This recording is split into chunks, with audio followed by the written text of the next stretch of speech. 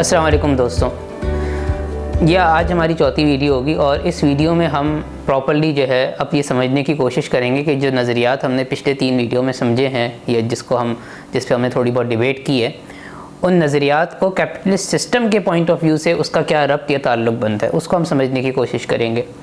और इस वीडियो में जो हम सबसे पहली बात करेंगे या पहली बात समझने की कोशिश करेंगे वो ये है कि भाई ये जो सरमायादारी निज़ाम है इसका मज़हब से क्या ताल्लुक़ है, और आया कि इसका मज़हब से कोई ताल्लुक़ भी है या ये मज़हब की मुकम्मल नफ़ी कर देता है।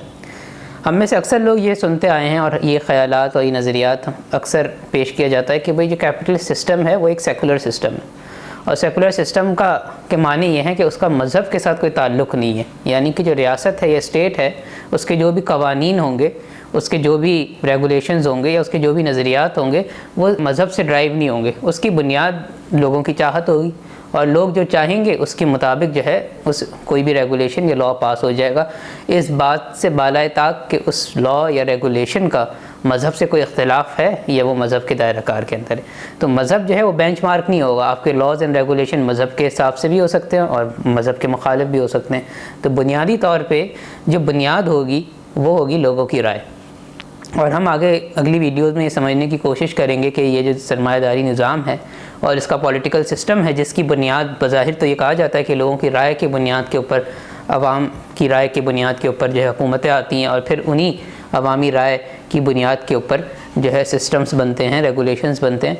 लेकिन यहाँ ये बात समझना बहुत ज़रूरी है कि जो अवामी राय की हम बात करते हैं वो कितनी आज़ाद है। ऐसा तो नहीं कि कोई अवामी राय को कंट्रोल कर रहा है, ऐसा तो नहीं कि भाई किसी ने जो है ब्रेन वॉश किया हुआ है अवाम का, ठीक है। तो हम इस नज़रियात को भी समझेंगे कि अवामी राय होना बहुत अच्छी बात है और एक बड़ा खुशनुमा सा नारा लगता है कि भाई अवामी राय की बुनियाद पे एक निज़ाम का कायम हुआ है।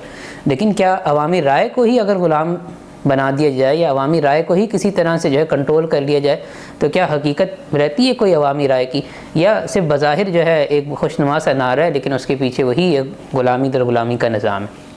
तो ये हम इसकी सेपरेटली डिबेट करेंगे।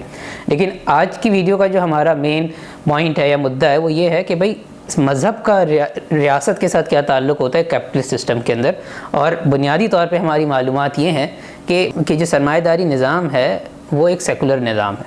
अच्छा, अब हम यहाँ थोड़ा सा समझते हैं कि भाई ये किस तरह से सेकुलर निज़ाम है और मज़हब की सरमायादारी निज़ाम के अंदर हैसियत क्या है। तो उससे पहले हम एक ओवर आर्चिंग सा कॉन्सेप्ट समझते हैं कि अमूमी तौर पे जो हमने बात की थी पिछले वीडियोज़ में भी कि निज़ाम के एतबार से सिर्फ 2 ही निज़ाम हैं, सरमायादारी और इंसानियत, ह्यूमैनिटी, ठीक है। इन दोनों के अलावा कोई निज़ाम नहीं है। और फिर सरमायादारी निज़ाम के अंदर कैपिटलिज़म भी आ जाता है, कम्युनिज़म भी आ जाता है, सोशलिज़म, सेकुलरिज़म, ये सब कैपिटलिस्ट नज़रियात के ही समझ लिए अक्स हैं और ये मुख्तलिफ़ अक़साम के सिस्टम्स हैं जो कैपिटलिज़म के नज़रियात की बुनियाद पे ही अपने अंदर छोटी मोटी चेंजेस कर लेते हैं। और दूसरी तरफ हमारे पास एक ह्यूमैनिटी का सिस्टम है जो बुनियादी तौर पे ह्यूमैनिटी का सिस्टम मज़हब के एतबार से बनेगा। और आज हम इस डिबेट में नहीं जाएंगे कि भाई मज़हब के एतबार से निज़ाम कैसे बनेगा और मज़हब के बारे में जो एक हमारी राय है कि मज़हब पे जो निज़ाम बनेगा उसमें तो खून ख़राबा होगा। और हमने यूरोप की तारीख़ में देखा है कि वो 200 साल तक तो मजहबी तौर पर ही जंग का शिकार रहे। तो इसको हम आगे अगली वीडियोज़ में समझेंगे कि हम जब कहते हैं कि मज़हब के एतबार पर निज़ाम बने तो फिर मज़हब की डेफिनेशन क्या होगी। वो यूरोप की डेफिनेशन कतई नहीं हो सकती क्योंकि वो तो खून खराबे का बाइस बनी थी। तो सरमायादारी निज़ाम जब मज़हब की बात करता है तो सरमायादारी निज़ाम जो है वो मज़हब की नफ़ी नहीं करता बल्कि वो मज़हब को अपना हिस्सा बना के रखता है। वो सिर्फ मज़हब को रियासत या निज़ाम का हिस्सा नहीं बनाता, या आप ये कह लीजिए कि उसके जो भी लॉज एंड रेगुलेशंस होते हैं वो डिपेंडेंट नहीं होते रिलीजन के ऊपर, वो रिलीजन से ऊपर उठ के भी लॉज एंड रेगुलेशन बना लेता है, ठीक है।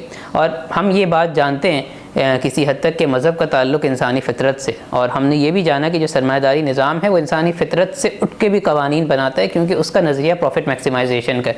तो वो शायद इंसानी खसलत पे भी कुछ जो है कवानीन बना लेता है, और इंसानी खसलत पे जो भी कवानीन बनते हैं वो मज़हब के अपोजिट होते हैं क्योंकि मज़हब हमारे लिए बेंचमार्क नहीं होता, प्रॉफिट मैक्सिमाइजेशन बेंचमार्क होता है। सो अब सवाल ये पैदा होता है जो हमारा मेजर मुद्दा है या मेन मुद्दा है कि भाई रियासत और मज़हब का ताल्लुक़ है क्या।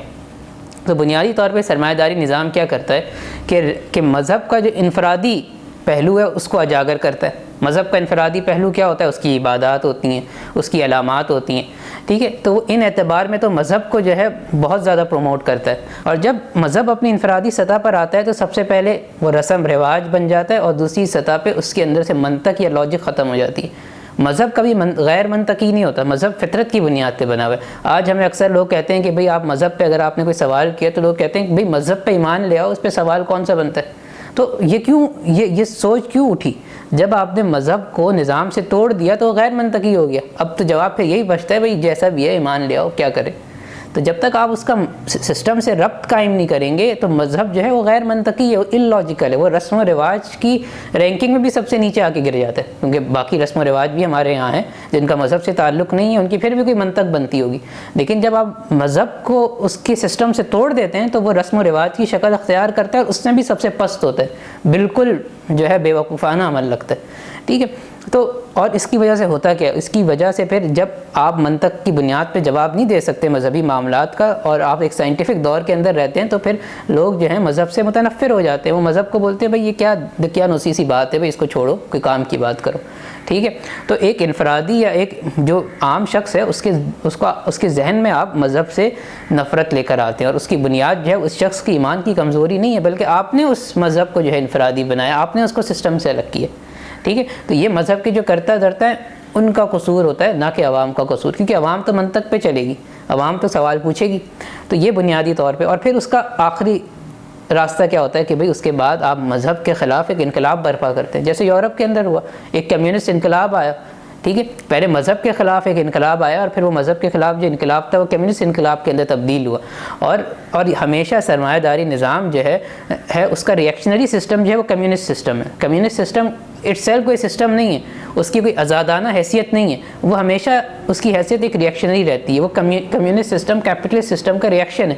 تو جب سرمایہ داری نظام نے کیپٹل کو پرائیویٹ ہینڈز میں دیا، مذہب کو انفرادی حیثیت دی، تو لوگوں کے اندر غصہ ہوا، دو طبقات سے لوگوں کے اندر غصہ پیدا ہوا، ایک وہ سرمایہ دار جس کے پاس دولت تھا، اور دوسرا مذہبی طبقہ جو مذہب کی بنیاد پہ لوگوں پہ استحصال کر رہا تھا، اور ان دونوں کے خلاف جو مقابلہ ہوا وہ کمیونسٹ سسٹم سے ہوا، جس نے جو کیپٹل تھا اس کو پرائیویٹ ہینڈ سے نکال کے بولا ریاست کے ہاتھ میں دو، ٹھیک ہے؟ اور دوسرے اعتبار میں اس نے مذہب کی مکمل نفی کی، نہ اس کو ریاست کے اعتبار سے مانا، نہ اس کو انفرادی حیثیت سے مانا، اس نے کہا مذہب کو بالکل اس نے اس کو منع کر دیا، کیونکہ اس کا منطقی جواب نہیں ملتا تھا۔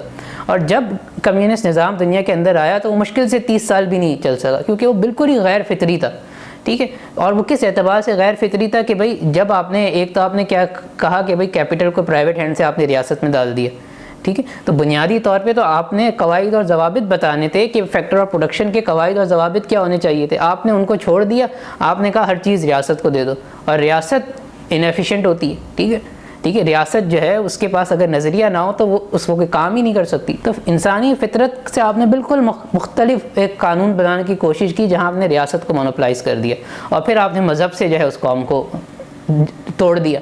جب آپ نے مذہب سے توڑ دیا تو مذہب سے جو آپ کو فیکٹر آف پروڈکشن کے ضوابط اور قوانین ملتے تھے وہ بھی غائب، تو وہ نظام 30 سال سے زیادہ چل ہی نہیں سکا، ٹھیک ہے؟ اور پھر کیا ہوا؟ اس کے بعد وہ نظام واپس سے کیپٹلسٹ سسٹم بن گیا، ٹھیک ہے؟ اور یہی وجہ ہے آج ہمارے ذہنوں کے اندر یہ جو انتشار ہے کہ بھئی دنیا کے اندر کوئی آلٹرنیٹ نظام نہیں ہے، کیونکہ ہم نے کمیونسٹ سسٹم کو تباہ ہوتے ہوئے دیکھا، اور پھر ہم نے واپس سرمایہ داری نظام کی طرف جاتے ہوئے دیکھا۔ تو بنیادی طور پہ یہ تھوڑا سا ہم ایک مذہب کے اعتبار سے کیپٹلسٹ سسٹم کے انالیسس کرنا چاہ رہے تھے، اور ہم اس کو فردر جو ہے کیپٹلسٹ سسٹم کے اور انالیسس کریں گے آنے والی ویڈیو میں۔